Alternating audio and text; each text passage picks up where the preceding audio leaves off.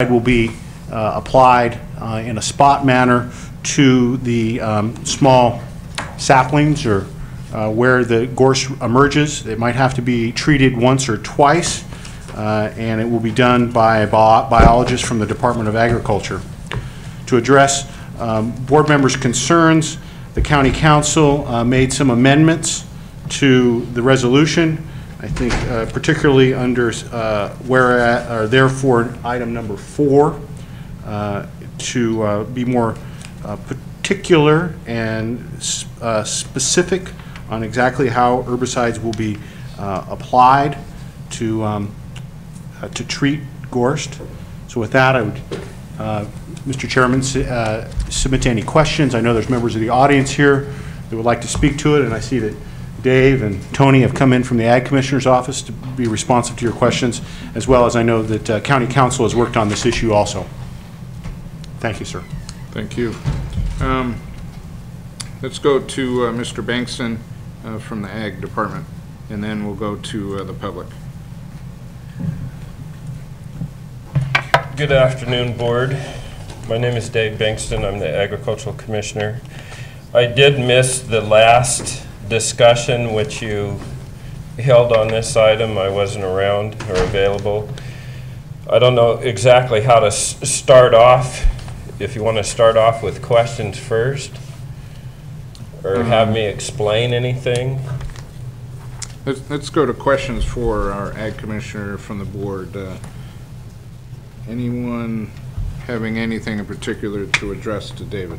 Supervisor Smith. Thank you, Mr. Chairman. I think, Mr. Bankston, your one-page memo that's attached to our packet is gives a lot of detailed explanation, and I think that that's appreciated. And if board members or the public are interested in what the specifics are, they now have that information. I think I'm more interested in a few other comments that you made when this was when we had a recent meeting to discuss these issues, and knowing that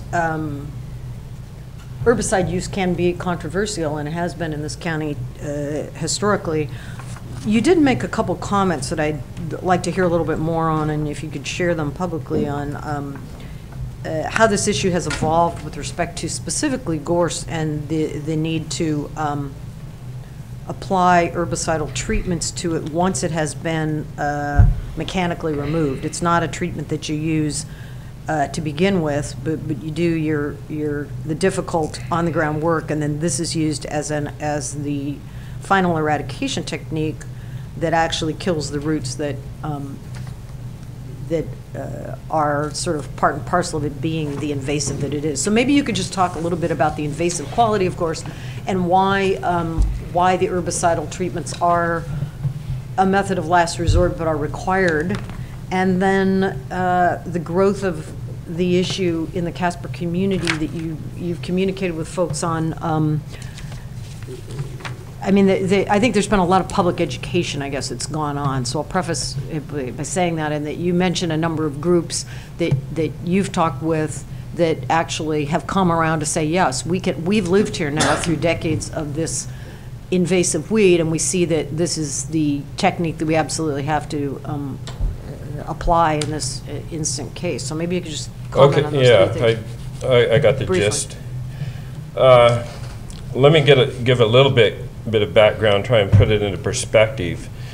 Even though my department is involved and there's a contract and a resolution, neither one of those things really came from my department. The weed management area is the driving force.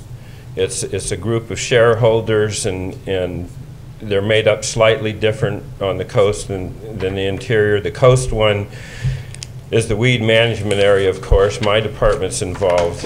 The Mendocino County Resource Conservation District, California State Parks, Caltrans, California Department of Forestry, Jackson's Demonstration Forest, Department of Fish and Game, California Native Plant Society, Dorothy King Young Chapter, Mendocino Land Trust, and Anderson Valley Nursery. So those were the stakeholders that picked the transfer station, not my department, not me. I wasn't even available. So you had a bunch of, a group of weed experts, if you will. There's also individuals there that chose certain projects, one of which was the transfer station. I think they picked that because it's a place that's inland where we got a new infestation that's going, and it's isolated, and it's also kind of off limits. It's not like there's public access to an area that's being treated. So it was kind of picked without, you know, my personally being involved. And throughout the state right now, there's, I think, 45 weed management areas that cover all the counties in the state. There is a feeling that they're not going to approve projects that don't use herbicides with some respect, because they feel that that just isn't being serious enough. As far as the Casper community, they have asked me to attend a couple of meetings in the past few years in the evening, so I've been called over there. And one daytime meeting was the most recent one, and I'd say they've kind of done an about face where before, for the last 30 years, they've never approved or talked about using herbicides in any way, shape, manner, or form. And at one of the meetings that I attended, they finally said, I think if we're going to get serious about gorse, we have to use some herbicides. Now, some of their members know, and I know too, we both expressed reservations and said, we know that if you polled the members in Casper, you're not going to get 100% buy-in. And in fact, at one point, pre-resolution, they wanted me to use my powers of authority to go in and control gorse on state parks property, on other private property. And I told them what they're asking for was a police action that I wouldn't get involved in. So this is kind of a very low-key thing, but I think the important thing is to recognize all those stakeholders and the Casper community and kind of where this thing came from. It was coming from the bottom up. It doesn't come from a county department.